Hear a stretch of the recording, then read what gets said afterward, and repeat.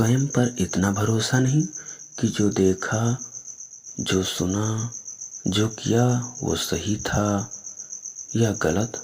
इतना भुलक्कड़पन भी अच्छा नहीं है, क्योंकि भूलना तुम्हारा स्वभाव नहीं है।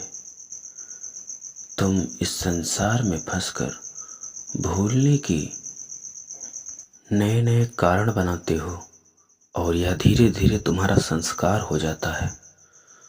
और संस्कार वह होता है जो जीवन भर इतनी आसानी से छूटता नहीं, जीवन भर चलता है। ज्ञान अगर व्यवहार में न उतार पाए तो क्या फायदा उस ज्ञान का। और बिना ज्ञान के व्यवहार करना तो बेकार है, उस व्यवहार की कोई अहमियत नहीं जो ज्ञान के बिना हो। तुमसे यह उम्मीद नहीं की जाती कि तुम कोई बड़ा कार्य करो, कोई बड़ा विचार सोचो, और ऐसा करना तुम्हारे लिए बोझिल भी होगा। तुम कुछ मत करो, बस छोटे छोटे प्रयास करो जो सद्मार्ग की ओर जाते हैं, उन्हें अपनाओ। छोटी छोटी बातों में फंसना, दोहराना और उनमें बंध जाना यह नासमझी है। स्वयं को समझो, तुम क्या हो, तुम क्या कर सकते हो। तुम्हें अपने अर्थ की पूर्ति इस संसार में करनी है। तुम किसी के पुत्र हो, तब अपना पुत्र धर्म निभाओ। तुम किसी के भाई हो, या तुम किसी की बहन हो, या फिर तुम किसी के पति या पत्नी हो, तुम्हें अपना धर्म निभाना है। ये रिश्ते बड़े मजबूत होते हैं। इन रिश्तों में तुम एक दूसरे से इतनी उम्मीद मत रखना कि यदि उन पर वो खरा न उतरे और तुम्हें दुख हो, दुख के इस कारण को जन्म न लेने देना। प्रेम से रहो, एक दूसरे में सद्भावना पैदा हो, यह यत्न करो। तुम्हें दो विकल्प दिए जाते हैं, और उन दोनों में से एक का चुनाव करना तुम्हारे लिए जरूरी होता है, और एक का चुनाव करना दूसरे के साथ तुम्हें अन्याय नजर आता है। यह द्वंद्व की समस्या तुम्हारे लिए बड़ी कठिन होती है। आखिर किसका चुनाव करें, इस पर तुम्हें यह विचार करना चाहिए कि वह कौन सा विकल्प है जो तुम्हारे बिना पूरा नहीं हो सकता। मतलब उसका आश्रय तुम हो। तुम्हें वह विकल्प चुनना चाहिए, क्योंकि वह विकल्प बिना तुम्हारे पूरा नहीं होगा। और जब दोनों विकल्प लगे कि दोनों बिना तुम्हारे पूरे ही नहीं हो सकते, तब समस्या और कठिन हो जाती है। इस पर तुम्हें और गहनता से विचार करना होगा, और ज़्यादा गहराई में जाकर हल ढूंढने होंगे। जब तुम बारीकियों को देखोगे, तब तुम्हें एक विकल्प श्रेष्ठ लगेगा। दोनों विकल्प बराबर नहीं होंगे। अगर दोनों विकल्प बराबर हो गए तो वह विकल्प दो नहीं रहेंगे, एक ही रहेगा। क्योंकि कभी दो चीजें बराबर नहीं होती, और यदि बराबर हो जाएं तो फिर वो चीजें दो नहीं रहती। आपने जल को सुना होगा, और उसका पर्याय है पानी। पानी और जल में क्या भेद है? यदि दोनों अभेद होते तब दो की क्या आवश्यकता थी? पानी का अर्थ विभिन्न परिस्थितियों में बदल जाता है, उसका मतलब बदल जाता है, उसका नाम भी बदल जाता है। तो तुम्हारे दोनों विकल्प बराबर नहीं होंगे, एक विकल्प श्रेष्ठ होगा। तुम उसे चुन लो, क्योंकि तुम्हारे लिए विकल्प चुनना ही श्रेष्ठ है। और यदि तुम दोनों की उलझनों में पड़े रहे और कोई विकल्प न चुना, तब तुम स्वयं को कभी माफ नहीं कर सकोगे। क्योंकि कुछ करना कुछ ना करने से हमेशा बेहतर है। यदि तुम ऐसे छोटे छोटे द्वंद्वों से बाहर निकलते गए तो तुम जीवन की अन्य परिस्थितियों में भी स्वयं को विजय कर पाने के काबिल बना पाओगे। यदि तुम पहाड़ियों पर चढ़ते आए हो तो पहाड़ से तुम्हें उतना भय नहीं लगेगा जितना केवल जमीन पर चलने वाले को लगता है। तुम्हें अपनी कमजोरियों को मिटाना चाहिए, अपने व्यवहार में सुधार लाना चाहिए। इसके लिए तुम्हें ज्ञान की आवश्यकता होगी, और वह ज्ञान तुम्हारे भीतर पहले से ही मौजूद है। यह समझ रहे हो ना? तुम्हें सत्य और असत्य का पता कैसे चलता है?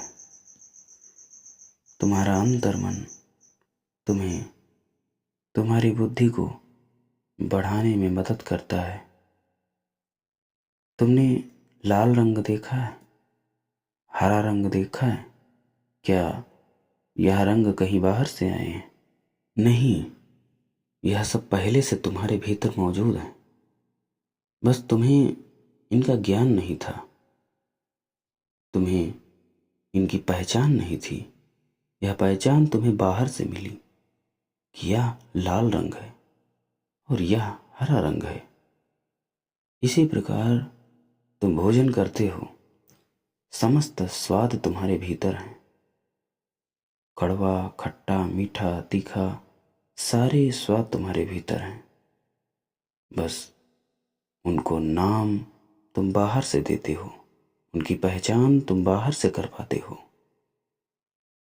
जब तुम्हारे भीतर अमुक प्रकाश प्रवेश करता है तब तुम्हें तुम्हारे भीतर तुम्हारी अमुक शक्ति का ज्ञान होता है,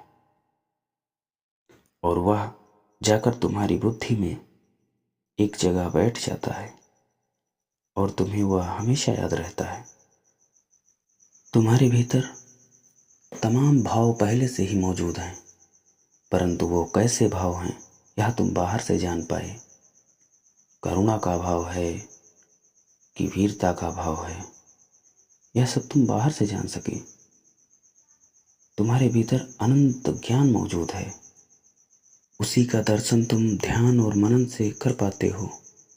इस संसार में जितने भी आविष्कार हुए, जितनी भी उपलब्धियां लोगों ने पाई, वह सब भीतर से ही पाई। उन्होंने स्वयं में खोजा कि क्या सत्य है, और वह कुछ जान पाए।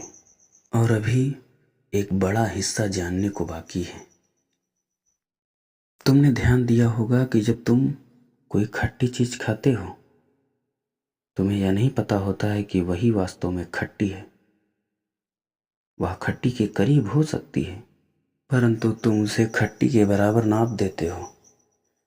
ठीक इसी प्रकार नीले रंग की जो तरंगे होती हैं, उन तरंगों से कम आवृत्ति की तरंगों को हम नहीं पहचान पाते, उनसे बने रंग को नहीं देख पाते।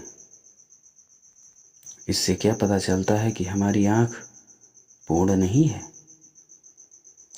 वह पूर्ण है या नहीं है इसका भी अंदाजा नहीं लगा सकते। एक वर्णांध व्यक्ति को लाल और हरे रंग में भेद करना नहीं आता, उसे लाल और हरे रंग नहीं दिखाई देते। तो क्या इसी प्रकार हमारी आंखें सिर्फ 7 रंग ही देख पाती हैं, उसे जो अलग अन्य रंग हैं उन्हें हम नहीं देख पाते। इससे क्या पता चलता है कि हमें अन्य रंगों का ज्ञान नहीं है, या फिर हम अन्य रंगों को देखने के काबिल नहीं हैं। इस संसार में कोई भी कार्य बिना कारण के नहीं होता। तुम्हारा जन्म इस संसार में हुआ है, इसका भी कोई कारण है, और उस कारण की पूर्ति तुम्हें करनी है। तुमसे जो कार्य होगा वह भी कारण बनेगा अगले कार्य का। तुम्हें तुम्हारे कारण की पूर्ति करनी है। तुम्हारा क्या अर्थ है, तुम्हें अपने अर्थ की पूर्ति करनी है। तुम्हारा क्या स्वभाव है, तुम्हें अपने स्वभाव को बनाए रखना होगा। किसी भी विचार या व्यवहार में फंसकर स्वयं के स्वभाव का बलिदान मत करना, उसे बनाए रखना। क्योंकि जो स्वभाव है वह सही है, सत्य है और वही सत्य है। यदि तुम स्वयं को खत्म कर देते हो तब तुम्हारा उद्देश्य अधूरा रह जाएगा, क्योंकि उसे पूरा करने के लिए तुम्हारी आवश्यकता थी और तुम ना रहे, तुम बदल गए।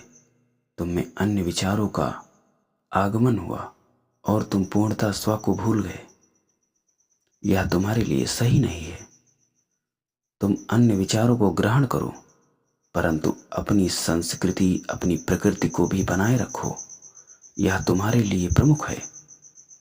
अपने स्व के जो आधारभूत मूल्य हैं उन्हें बनाए रखो। जो विचार तुम्हें श्रेष्ठ लगे उन्हें अपना लो, यह सही है। और बुरे विचार को ना अपनाओ, यह भी सही है। परंतु इसके साथ ही अपने स्वयं के मूल को भी हमेशा जिंदा रखो, क्योंकि वह तुम्हारा सही साथी है। वही अंतिम समय तक तुम्हारे साथ रहेगा और जो तुम्हें मिला है उसे संभाल रखना तुम्हारी एक बड़ी जिम्मेदारी भी है। जो तुम्हें प्राप्त है उसे संभाल कर रखो, और जो तुम्हारे लिए जरूरी है और तुम्हारे पास नहीं है उसे प्राप्त करने का प्रयत्न करो। स्वयं को उसके काबिल बनाओ ताकि तुम उसे भी ग्रहण कर सको।